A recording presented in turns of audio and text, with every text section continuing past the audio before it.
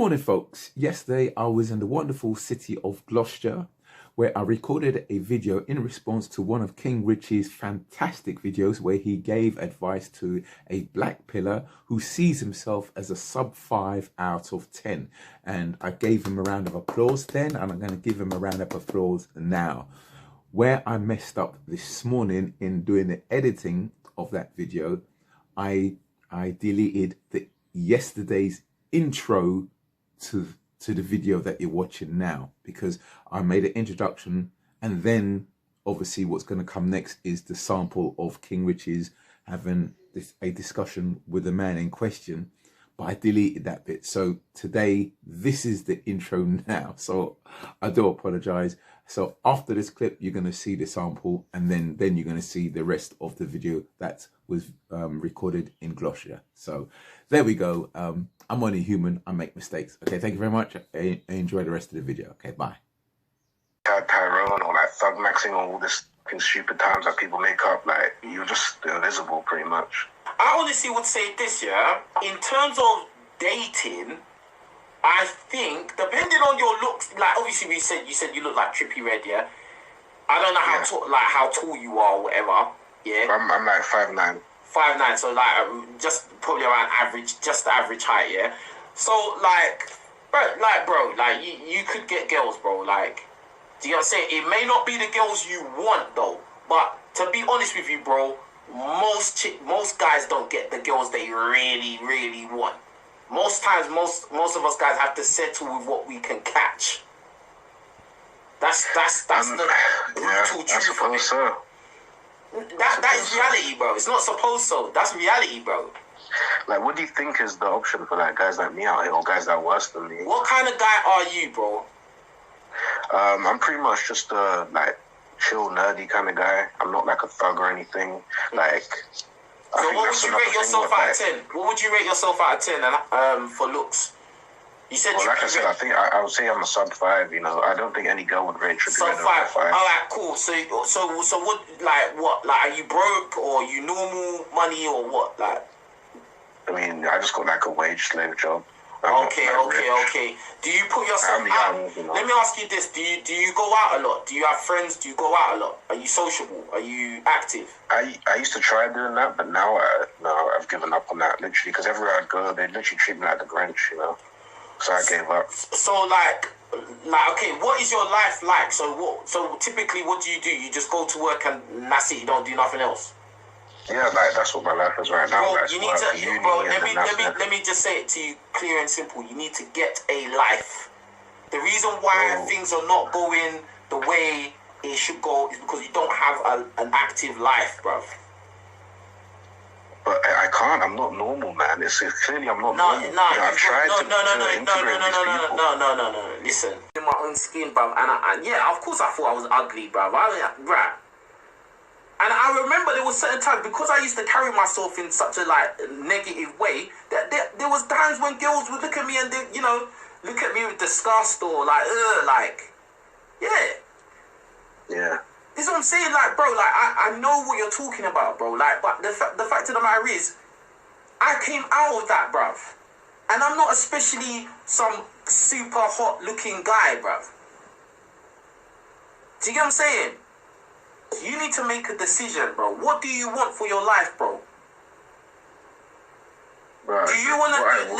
Listen to me, bro. What do you want for your life, bro? Do you want to be some miserable black pill YouTuber?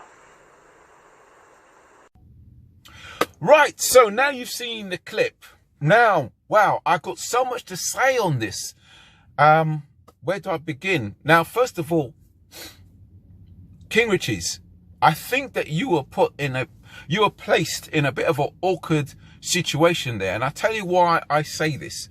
Because I'm assuming you didn't know what the guy looked like. I'm assuming the guy wasn't on camera. You had no reference to what the guy looked like. So you were working blind. And I think that put you in a bit of a sticky situation. I admire you for giving the guy encouragement, because what can you say? You have to encourage the man. The man was in a bit of a is in a dark place, not was, is in a dark place, especially he's a black pill contents maker. So I totally understand with everything that you were saying to him. However, I got to point something out that you may or may not consider, because you're comparing yourself to him. At the same time, you got to remember you were punching in the dark, because we don't know what the guy looked like. So, and this also applies to people who leave in comments saying, oh, listen to his voice, the way he's speaking. That's also a contribution to the situation that he's in. Again, to you guys leaving the comments, you know, I understand what you're saying, but we do not know what we're working with here. So now, if I was interviewing this guy one-on-one, face-to-face, right? The advantage I would have over King Richez, right? By being face-to-face. Advantage number one, I would know what I'm working with. So if I had to point him in the right direction in terms of his image or something I do physically, I'm in that position where King Richez wasn't. So that's advantage number one. Advantage number two, actually I'll save advantage number two for a minute. So let's put advantage number two to one side. So the questions I would ask the guy now, if I was having a one-to-one, putting aside his physical appearance, let's say I've addressed his physical appearance because we don't know what he looks like, okay? Which I shall come to in a minute. I would ask him a set of questions. I say to him, one, what is your type of woman? Two, where have you been going? Three, what are the type of women you have been approaching? And four, I'd ask him, what is your lived experience? Right? He did explain it. Oh, sorry, we got a police car going by. Okay, so he did explain his life experience, and this is where King Richez, you were a bit you had your hands tied here, because he was explaining his lived experience, and you was explaining to him how the world is unfair, and which is true, and how you was also in a dark place, and you were in depression, and you overcame it and everything. Now, and that's all well and good, and I totally emphasize with you on that. But the problem is, again, I keep saying this, you don't know what you are working with. You are punching in the dark. So him being a black pill contents maker, and I understand why you tell him to stay away from the black pill. I totally get that, because I've recently made a video on the black pill versus the red pill. He will go away to his audience and his video, and I can guarantee you, his feedback would be, though your intentions, you meant well, he would say that you gave him a big syrup of red pill syrup. He will tell you that, because as far as you're concerned, and your viewers with the comments, it was all about game and making effort, which I agree 90%. I'm 90% agree with that. But I want to cover the 10%. The 10% that we didn't see. That's the only bit that's troubling me. The 10% that we didn't see. All right.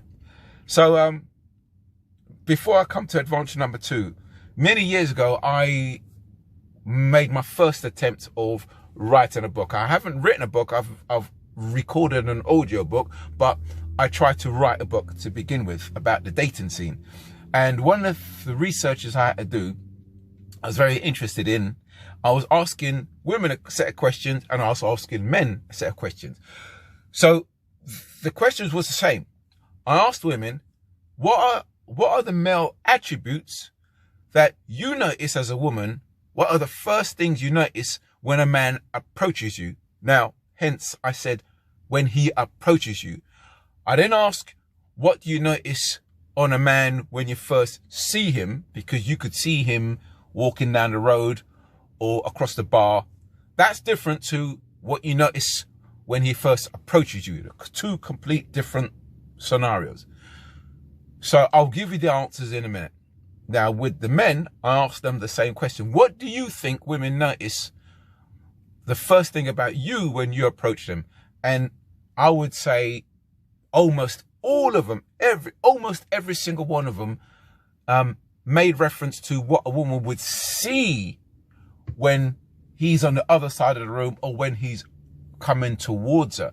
They mentioned his physical frame, his height, his stature, the persona, his pecs, and even possibly his buttocks. And so these are things that she would see coming towards you, but this is not the first thing she notices when you make first contact and you start talking to her.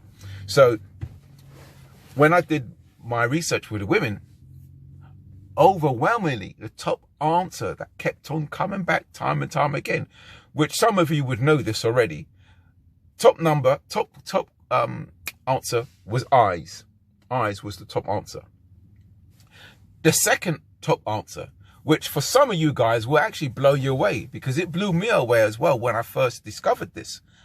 Believe it or not, teeth.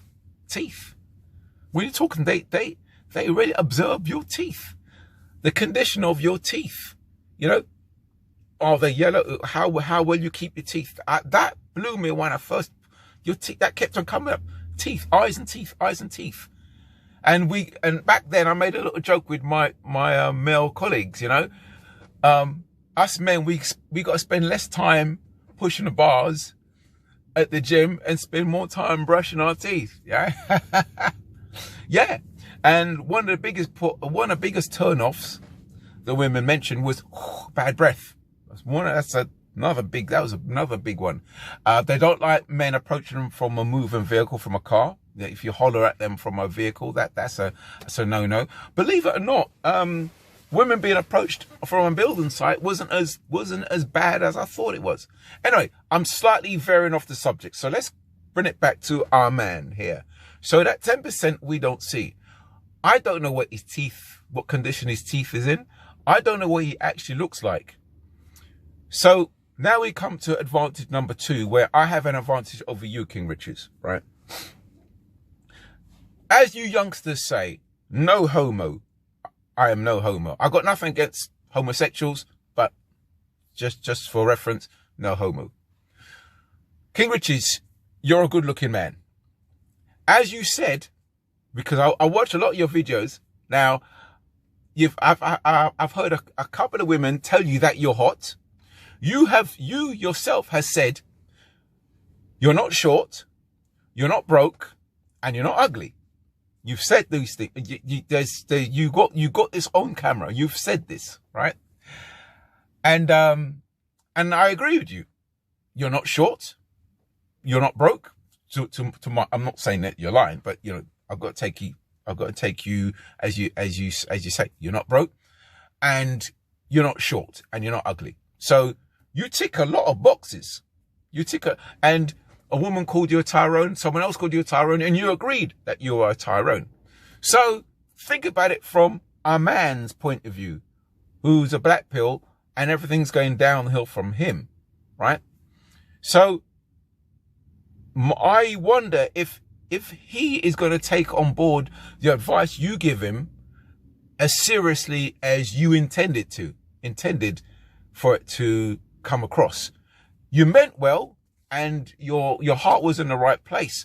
But I do wonder how much impact would you have made on him with your credentials, because from his point of view, you're talking from a point of privilege, irrespective of your depression, irrespective of what rejection you've had. At the point being is, regardless of your rejection, you're still a good looking man. You're still 6 foot, whatever height you are. You're still a Tyrone, irrespective of your past. Here's where I have the advantage over you if I was talking to him. I am not classically good looking. I am not a Tyrone. However, I am good looking to the women who likes my type of look. In the same way, there's a type of woman I like that most of you guys don't like. So I don't appeal to most women, but there is a section of the female population that I do appeal to. In the same way, your curvaceous, curvy, thick, hourglass figure woman, I'll call them chunky, you would call them thick, some people call them fat, but I'm not talking large, I'm talking about, you know, the shapely, curvaceous sort of chick. That is my type. She appeals to me. I can't do nothing about it. That's what turns me on. That's when my sex drive is created. You could ridicule me all you like for liking a woman with a big ass, chunky thighs. You could ridicule me all like. You might as well ridicule me for being black. I can't help it. That's how my sex drive is. I can't unlike curvaceous, chunky women. I cannot do it, right? So I am a niche fan for them, and there's a niche fan for my type of look. However, I am not classically good looking either way. I do not appeal to the masses. So if I am now telling that guy about my struggles and how I overcame, he would take me a whole lot more serious than he would you, because I am, from his point of view, I am less. One second. Hold on. 1 minute. Sorry about that, folks. I was blocking somebody in. Can you believe it? I was blocking somebody. So where was I? So, with me not as good looking as yourself, King Richez, and me being not classically good looking, right? He would take me more seriously than he would you. I think in my humble opinion. Yes. Even though I don't class myself as classically good looking, I do have some wow factors. Like, for example, for my age, 58 years old, I am physically fitter than the average man, right? However, if you saw me walking towards you on a grey, rainy winter's day, dressed in a big, heavy raincoat, you wouldn't know that I've got a wow factor. You wouldn't have a rat's ass clue that I have wow factors. Also, I'm a pro dancer. So I have things that works in my favor, but you'd have to see me in my element to know that. But if you didn't and you saw me walking down the road towards you, most women would not look at me twice unless they saw me in my element. Then I would stand out from the rest of the guys. That's my only wow factor. But you see what I'm saying? So again, I take my hat off to you for the effort and the intention you had for helping this guy out. And but I think from his point of view, he's going to go away saying you gave him a part of red pill talk, because lived experience and someone talking from a point of privilege, from his point of view, I suspect he may not take it so seriously. It's kind of like, in a way, you, King Richez, you're like from his point of view, you would be like the Love Island blonde-haired, blue-eyed chick who's announced that she ended up being featured on a glossy magazine. There's no wow factor with that. Whereas me, I would be the equivalent of some average chick down the road who's maybe a bit on the chubby side. If she told you she ended up on a glossy magazine, you'd be like, wow, really? Really? Well, God, I need to see this. And oh my God, fucking hell, she was. Wow, that's unusual. Do you see the difference there? You see? So I'm not taking anything away from you, King Richez. I think basically what I'm saying is to you, sir, is your advantage, your success in this situation is your failure communicating to a guy who's got shortcomings like that. That's what I think. But I still give you, as the Americans say, I give you big props for making an effort to try to encourage him. I mean, that was really good. It was really powerful. It still doesn't take anything away from your video. It was a really good podcast. And what can you do? You have to help the guy out. But I'm just pointing out things that I think that you may be blind to because you're above average in height. You're a good looking man. You tick the boxes. So from his point of view, it's easy for you to say. That's all I'm going to say. So there we go. So thank you very much, folks. And yeah, keep up the good work. And I'd love to see you blow up as big as Fresh and Fit and Kevin Samuels. You more than deserve it. So thank you very much. And what time is it now? Oh, I've got to go back for my collection. All right. So there we go. I'm gonna enjoy my sweet drive back to London. Gloucestershire's a nice place, man. Oh yeah, something I forgot to add, because I did say I had so much to say in regards to our man's lived experience. Now, as we all know, there is two types of women. One sort of woman that would never dream of being rude to a guy if he's made the effort to approach her. Then you've got the other sort of woman who's a complete cunt. That she would not only enjoy being rude to a guy, she would delight in it. She would put it on public social media and stuff like that. So we don't know what kind of rejection he's taken, you know, and not everyone reacts the same way to rejection. So rejection to some guys would live with them for years. Other guys, it's like water off a duck's back. So we have to take that into consideration. What is his lived experience? How does he handle rejection? So that's another thing that I would discuss with him if I was having a conversation with him face to face. Because you, King Richez, your toughness in terms of rejection may not be the same as his. We cannot assume that everybody is like us. You know, as you know, the world, it doesn't operate on a level playing field. Yeah. Anyway, so there we go. Right. Once again, I'm going to say my goodbyes, and once again, great video, and I look forward to watching more of your content. Okay, bye.